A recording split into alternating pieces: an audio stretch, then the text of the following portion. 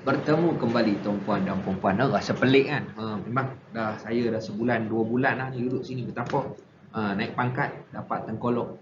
Untuk part yang terakhir, tuan-tuan dan puan-puan akan diterangkan, dikongsikan mengenai isu-isu dan cabaran pelaksanaan cukai petak based on case study di negeri Selangor dan juga wilayah Persekutuan Kuala Lumpur lah. Seperti yang tertera tuan-tuan dan puan-puan, kita melihat ada 6 isu dan mungkin ada isu ni di Kuala Lumpur, tak jadi di Selangor. Mungkin isu itu jadi di Perak, tak jadi di Pulau Pinang. So dia case by case lah. Tapi untuk isu-isu ini kita ada kaedah-kaedah untuk mengatasi isu-isu inilah. Dan dia terbuka. Kita bukan kata kaedah inilah yang the best, yang terbaik. Dia terbuka, open for debate, open for next further research and discussion. Jika ada kaedah-kaedah mengatasinya lebih baik, dialu-alukan, tuan-tuan boleh hantar email dan berhubung dengan pihak institut untuk maklumat lanjut. Okey, nanti akan adalah nombor tertera ke email-email yang boleh dihubungi. Okey, untuk isu yang pertama kita menghadapi setelah kita interview penemu bual pentadbir tanah di Selangor dan Kuala Lumpur, dan juga kita menemu bual beberapa wakil MC di negeri berkenaan. Inilah dapatan kita, iaitu kesedaran cukai petak dan cukai tanah. Bermaksud untuk negeri pertama yang melaksanakan cukai ini, masih banyak orang yang belum sedar cukai petak itu, dan isu-isu ini telah pun berleluasa lah di media cetak dan media elektronik lah, dan juga media sosial lah, yang pada satu ketika akibat ketidakfahaman itu kita menconteng dinding-dinding Facebook kita, Twitter, Instagram mengenai cukai petak ini sampai dipolitikkan. Sedangkan ianya bukan cukai baru dan dia hanyalah cukai untuk menggantikan cukai tanah. Yang kedua, mengenai kesedaran zon guna tanah, syaratnya terpetak dan kaedah pengiraan cukai petak. Bermaksud apabila berlaku peningkatan cukai petak ini, cukai tanah dulu dia orang bayar murah, dan bila berlaku peningkatan cukai petak bila dia orang bayar mahal, kita perlu memperkenalkan, mengketengahkan mengapa jadi begitu. Dan bagaimana boleh jadi begitu? Kenapa boleh jadi rendah? Kenapa boleh jadi tinggi? Dan ini khususnya untuk cukai-cukai yang lebih mahal daripada cukai terdahulu lah. Dan juga kita melihat isu tunggakan cukai tanah belum berkuat kuasanya cukai petak. Okey, untuk skim-skim yang ada tunggakan cukai tanah, apabila negeri bersetuju untuk melaksanakan cukai petak, walau bagaimana cara pun kita perlu letak juga cukai petak untuk skim berkenaan. Tetapi kaedah-kaedah tunggakan cukai tanah tu macam mana nak settle tu? Jadi ada beberapa dapatan dan ada beberapa praktis di negeri untuk melakukan sesuatu terhadap tunggakan cukai tanah. Dan kemudian isu kaedah penghantaran bil cukai petak. Okey, bil cukai petak pun ada isu. Ada yang cakap tak terima dan sebagainya. Kemudian kita lihat mengenai Perbadanan Pengurusan yang tidak aktif dan wujud. Okey, ini isu seantero Malaya bagi saya. Bukan saja di Selangor dan Kuala Lumpur, tetapi bagi MC yang tidak aktif, tidak wujud, muslif dan sebagainya ini, dia memang menjadi kesukaran kepada pemilik-pemilik petak. Okey, waktu tak aktif, tak wujud ni maksudnya JMB lah. Jadi dia akan menyukarkan jugalah pentadbiran-pentadbiran di dalam skim tersebut. Dan yang terakhir sekali, MC merasakan, Perbadanan Pengurusan ni tadi merasakan kurangnya power dia once dah implement cukai petak, kerana kuasa bayar cukai tersebut, pemilik petak boleh bayar direct kepada pejabat tanah. Dan walaupun pun untuk maintenance fund dan sinking fund, dia orang rasa macam susah dah nak collect. Dulu macam dia orang lebih mudah katanya lah. Jadi kita lihatlah satu persatu tuan-puan. Untuk isu pertama, kesedaran cukai petak dan cukai tanah ini, macam pertama sekali negeri Selangor memang menghadapi masalah untuk nak beritahu Jadi semua platform yang ada dekat dalam Malaysia ni, media cetak, media elektronik, media sosial, radio, TV, Facebook, YouTube, website, apa semua kita cuba hebahkan. Termasuk juga ada praktis daripada Kuala Lumpur yang bagi taklimat PCP. PCP itu pelaksanaan cukai petak tuan-tuan. Taklimat pelaksanaan cukai petak diberikan kepada semua wakil MC yang ada di bawah unit COB. COB ni ada Commissioner of Building, satu unit dalam PBT ya. PBT merujuk kepada pihak berkuasa tempatan tuan-tuan. Kalau di Perak itu Majlis Bandaraya Ipoh, kalau di KL tu di BKL. So di BKL, di Dewan Bandaraya Ipoh, di Majlis Daerah Tanjung Malim, dia ada satu unit COB lah. Di mana di unit ini dia ada senarai-senarai MC, dan senarai ini kita panggil untuk bagi taklimat kepada MC ni. Jadi dia nampak lebih bersedia lah dengan apa yang akan berlaku. Dan yang terakhir sekali, hebahan dan promosi melalui poster-poster, infografik dan sebagai platform lah, blasting email dan sebagainya lah, untuk mengatasi masalah kesedaran. Tetapi saban tahun bila banyak dah negeri melaksanakan, masalah-masalah awareness tentang cukai petak ni dah kurang lah. Ini tertumpu kepada negeri Selangor lah pada mulanya. Sekarang ni Alhamdulillah lah, so far so good katanya lah. Untuk isu kedua, kefahaman orang awam mengenai status tanah, syarat yang terpetak dan kaedah pengiraan cukai petak lah. Okey tuan-puan, kalau untuk isu ini macam saya selalu tekankan sebelum-sebelum ini dalam bahagian-bahagian yang terdahulu, kita akan marah bila dia jadi lebih mahal. Kalau jadi lebih murah, kita akan senyap dan senyum sendiri. Kalau sama pun okey, slightly different pun okey. Even mahal sikit, tapi kalau mahal sangat, dia akan berlaku ketidakpuasan hati. Dan bila tak puas hati, dia akan datang humpuk lah dekat pejabat tanah dan sebagainya lah. Kecuali dia penuh dengan sifat-sifat sabar dan iman penuh di dada. Apabila masalah ketidakpuasan hati ini, biasanya setelah kita lihat case by case, banyaknya terjadi kepada penghuni-penghuni, pemilik-pemilik, pembeli-pembeli yang telah membeli satu kediaman berbentuk servis apartment, pansapuri perkhidmatan dan juga small office, home office, SOHO. Bila kita beli small office, home office dan pansapuri perkhidmatan, itu yang negeri-negeri ini membuat garis panduan lah.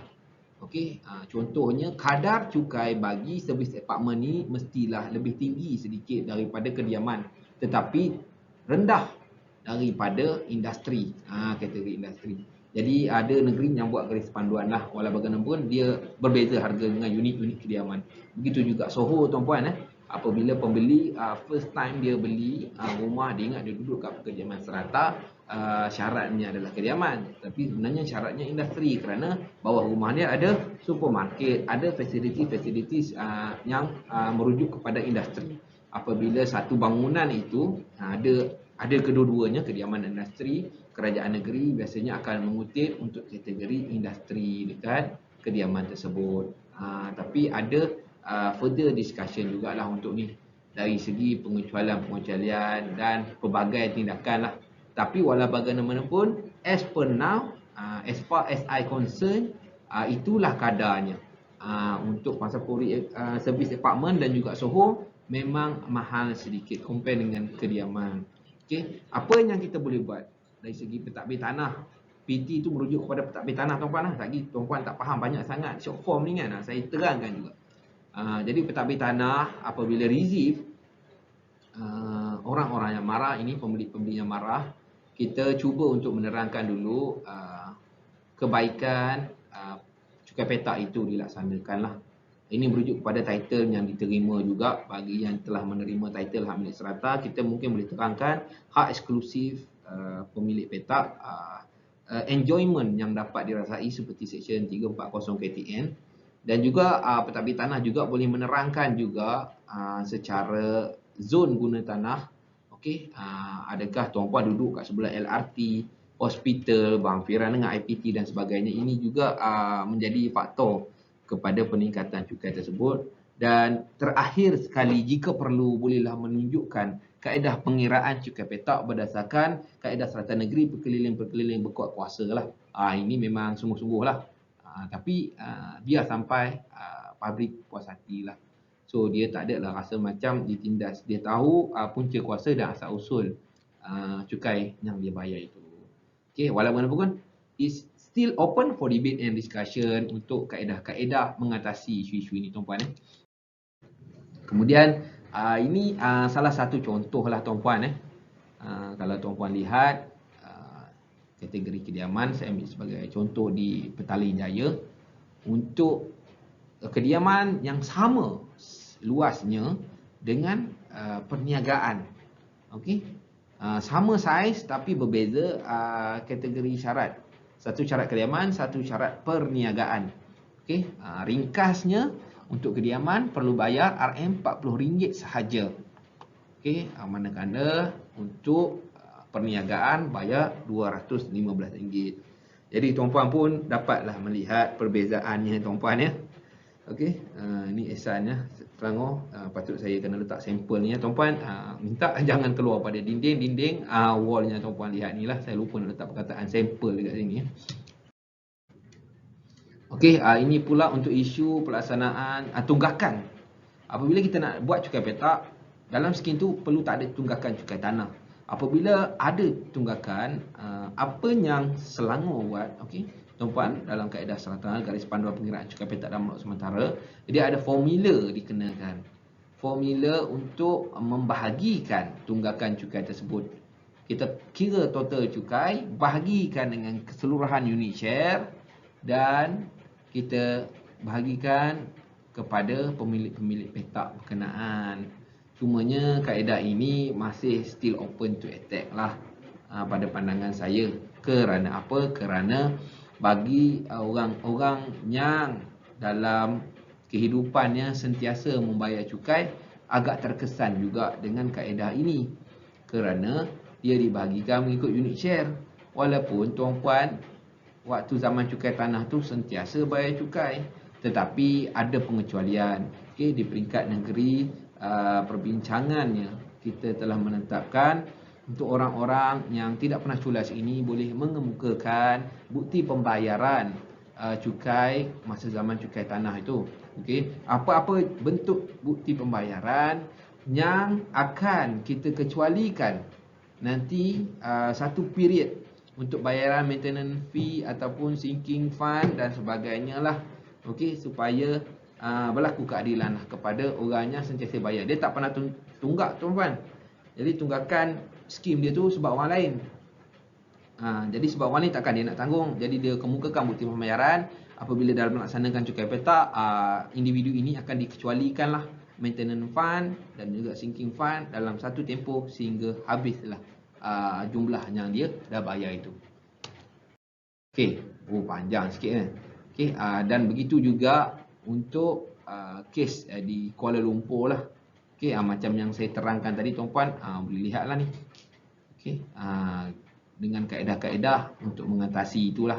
Okey, nanti tuan-puan boleh baca balik, tuan-puan boleh back dan pause kan slide ni kan. Nanti baca baliklah. Penerangan dia seperti tadilah. Okey, MC memberi pengecualian pembayaran maintenance fee kepada pemilik petak ini dalam satu tempoh masa setara dengan amount pembuktian bayaran cukai tanah sebelum ini. Okey tuan-puan, sebab baca banyak sangat tulisan ni nanti tuan-puan jadi pening kan. Jadi kita layan-layan tuan-puan.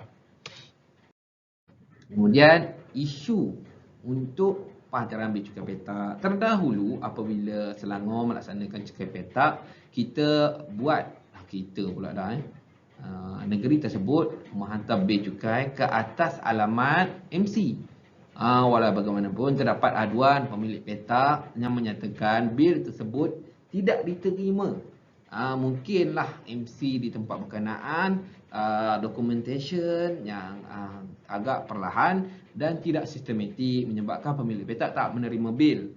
Dan untuk mengatasi isu ini, di Pejabat PTG Selangor telah menghantar bil cukai petak kepada alamat pemilik petak melalui kaedah pos. Jadi dah tak ada alasan. Dan sekarang pada pandangan saya banyak negeri dah melaksanakan e-bill. E-bill bermaksud dia dah tak terima bil secara hard copy lah tuan-puan. E-bill akan bagi secara email, SMS dan sebagainya mengikut kepada negeri masing-masing lah. Dan apabila dah buat e-bill ni, jadi lagi tak ada lah isu-isu kaedah pengantaran bil cukai petak ini. Okey, dan untuk bil cukai petak ini, sekiranya berlaku bounce back, bil cukai tersebut akan diserahkan kepada pejabat daerah dan tanah di mana lokaliti skim serata dan bagi tujuan follow up penguasaan lah. Okey, ini untuk kes-kes terpencil lah. Jadi jangan cakap untuk cukai petak, untuk serata ni betul-betul PTG je. Ada juga yang sampai ke pejabat daerah dan tanah tuan-puan untuk bil-bil bounce back ni lah. Dan untuk isu seterusnya, isu yang saya cakap seantero Malaya ni, okey, bila Pembenaran Pengurusan MC tidak aktif dan wujud. Dan untuk isu ini sebenarnya kalau nak kupas, dia akan mengambil masa yang panjang. Kita perlu slot khas tuan-tuan. Tapi walaupun bagaimanapun saya cuba ringkaskanlah untuk slot ini. Pindaan Akta A1518 telah mengecualikan CFO CCC kepada bangunan khas. Okey. Jadi kerjasama JMB amat penting dalam proses pengeluaran hak milik serata. Jadi ini merujuk kepada bangunan khas. Bangunan khas ini tuan-puan adalah bangunan-bangunan lama. Bangunan-bangunan serata lama. Tapi lama mana tu macam mana? Okey, dalam definisi tafsiran bangunan khas adalah bangunan-bangunan yang telah dibina sebelum, sekejap saya buka tafsiran seksyen 4. Saya nak bagi exact tafsiran kepada tuan-puan yang sedang mendengar ini untuk definisi bangunan khas. Bangunan-bangunan yang diduduki sebelum Jun 1996 sehingga 11 April 2007 yang diklasifikasikan oleh pihak berkuasa negeri. Bermaksud bangunan-bangunan lama ni apabila kita kaji pelaksanaan cukai petak ni, kita dapat kupas lagi satu isu. Macam mana nak melaksanakan cukai petak? Lebih susah lagi kepada bangunan-bangunan lama ini. Dan jika bangunan-bangunan lama ini tidak bersatu hati, JMB-nya tidak aktif, jadi makin sukar lagi proses. Jadi isu 5 ini merujuk kepada kesukaran dia nak mengeluarkan hak milik serata pula kepada bangunan khas ini. Okey, sebab MC tidak aktif dan tidak wujud. Jadi untuk isu ini ada kajian lanjut mengenai faktor-faktor kelewatan pengeluaran hak milik serata bagi bangunan khas. Okey, dan ini telah ditulis oleh saya sendiri dan juga Puan Nur Ashikin binti Su'id, okey, mengenai faktor-faktor kelewatan ini. Tuan-puan boleh buka Land Journal JKPTG 2022. Dia akan mengupas lagi isu ni dengan lebih lanjut lah tuan-puan. Boleh baca di situlah. Cumanya dalam satu isu, bila kita buat kajian, dia terkeluar lagi isu lain. Jadi untuk isu ni telah ditulis dalam jurnal tu lah. Tuan-puan boleh buat bacaan lanjut lah. Okey, ataupun tuan-puan datang ke Institut, kita akan discuss case by case. Kenapa boleh berlaku lambat? Menarik kan? Secara general saya boleh cakap, dekat Malaysia ni kita melihat pelbagai isu-isu tanah runtuh, banjir dan sebagainya. Tapi isu ini jarang diketengahkan, tak masuk buletin utama, berita, aduan rakyat dan sebagainya. Kerana kalau saya sebut angka dalam kajian dan juga penulisan yang kami jalankan itu, anggaran kasar lebih kurang 100,000 lagi rakyat di Malaysia yang dah duduk dekat dalam kediaman harta tanah serata yang masih belum menerima hak milik serata, tak pegang title hak milik serata dia lagi. Tapi tuan-puan, ini isu lain kan, dengar macam wow. Okey, tapi kita tunggu dalam slot-slot yang mungkin dalam kursus-kursus lain tuan-puan. Okey, untuk gambaran awal saya beritahu begitu. Dan yang terakhir sekali, untuk cukai petak, isu yang disangkakan, surprisingly lah kita terima isu ini, MC cakap kuasa dia untuk mengutip maintenance fund berkurang dan berlaku. Dan kita cuba counter lah untuk isu-isu kaedah MC untuk mengutip maintenance fund dan sinking fund. Okey, jadi macam tu pula perangai manusia bila cukai petak dah buat, dia buat pula kona-kona supaya dia bayar cukai dan tak bayar pula maintenance fund. Okey, dan MC memaklumkan pemilik petak lebih cenderung untuk bayar cukai petak saja, tak nak bayar maintenance fund dan sinking fund. Jadi ada beberapa kaedah dan perbincangan di peringkat pejabat PTG, di peringkat Instun dan juga peringkat wakil-wakil MC inilah. First kali yang boleh dibuat adalah action tidak mengaktifkan access card keluar masuk. Okey, jadi access card keluar masuk tu kita tak aktifkan. Sampailah dia bayar maintenance fund. Itu MC boleh buat. Ini banyak cerita merujuk pada MC lah. Lepas tu mungkin MC boleh memasukkan caveat. Okey, bagi menghalang urus niaga ke atas pemilik petak ini. Tapi MC depends lah kepada MC nak masukkan caveat atau tidak. Sebab kalau nak masuk caveat tu kalau 200.5 dan dia hanya berhutang maintenance fund dalam 100.5 lagi tak berbaloi. Okey, case by case tengoklah kalau dia hutang 2-3 ribu mungkinlah berbaloi nak masukkan caveat. Dan kita juga boleh mengecilkan air. Air yang masuk ke dalam unit atau petak berkenaan lah. Orang mandi kalau air kurang ni memang jadi geram. Jadi untuk menyelesaikan masalah tu, kita keluarkan notis, MC keluarkan notis. Sila bayar tunggakan maintenance fund, sinking fund tuan-puan, barulah air jadi kuat. Itu pun salah satu kaedah. Dan ada banyak lagi kaedah-kaedah lain yang boleh dibuat tuan-puan. Tapi untuk itu, untuk pelaksanaan cukai petak ini kita masukkanlah kaedah-kaedah ini. Jadi jika tuan-puan ada kaedah-kaedah baru, feel free to comment, feel free to email, feel free to share kepada pihak institut supaya ilmu itu dapat dimanfaatkan oleh ramai orang. Kita akan cuba highlight dan bagi tahulah kredit tuan-puan jadi nilai tambah jugalah kepada kita untuk berceramah kepada semua rakyat di luar sana. Akhirnya penyampaian perkhidmatan lebih efisien. Okay. Dan secara generalnya saya dapat merumuskan, ini panjang sikit tuan-puan lah, itu 15 minit 20 minit. Kali ni 25 minit lah. Minta sikit lah rumusan the do and the don'ts, apa yang diperlukan dibuat tuan-puan sebagai pentadbir tanah, tuan-puan sebagai tak kira lah JTB ke, arkitek ke, tuan-puan sebagai pemaju ke, sesiapa yang mendengar ini, please ikut garis panduan, ikut arahan berkeliling. Jangan membelakangkan undang-undang. Dan untuk kempen-kempen cukai petak boleh diwar-warkan di negeri-negeri yang bakal melaksanakan cukai petak. Dan ayam ada tak? Tak ada orang nak bagi air tuan-puan. Batuk pula. Untuk kes sinking fund, maintenance fund tadi, tuan-puan boleh perhalusi lagi dan kita boleh keluarkan satu kaedah reconciliation. Reconciliation ni bermaksud win-win situation. Wa'imah daripada pelbagai pihak, daripada beberapa penjuru pun semua kita akan keluarkan win-win situation lah untuk memuasihatikan semua pihak. Dan untuk penambahbaikan di masa akan datang, ini adalah isu-isu yang dikaji, yang masih isu-isu, bukan isu cukai petak, isu-isu strata tuan-puan. Untuk isu ini saya akan kupas lanjut lah untuk semua peserta-peserta yang datang khusus di Instun.